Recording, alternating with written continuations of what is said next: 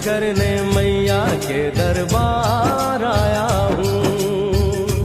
Hello दोस्तों, आप सभी का हमारे YouTube चैनल पर स्वागत है। दोस्तों, अंजलि चौहान अपने डांस के दम पर लाखों लोगों को दीवाना कर चुकी है और ये अपने डांस से हर एक को दीवाना करती रहती है। अंजलि ने बचपन से डांस में करियर बनाने का सपना रखा। उसी डांस से ये मिलियन में फैन फॉलोइंग को हासिल कर चुकी है।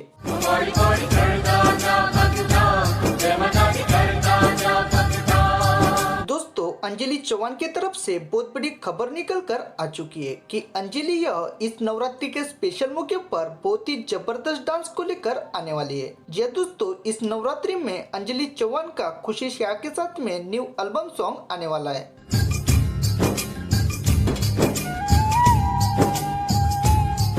आज तक अंजलि चौहान के काफी ज्यादा एल्बम सॉन्ग रिलीज हुए, लेकिन ये सॉन्ग बहुत ही अलग लेवल पर हो जाएगा और अंजलि पहली बार खुशी शाह के साथ में नजर आएगी। कौन कौन अंजलि के इस सॉन्ग का इंतजार कर रहा है, ये हमारे कमेंट्स बॉक्स में जरूर बताएं। अगर आप अंजलि के फैन हो तो हमारे इस वीडियो को लाइक कीजिए और इसी तरह लेटेस्ट अपडेट पाने के लिए हमारे चैनल को सब्सक्राइब जरूर करें। धन्यवाद।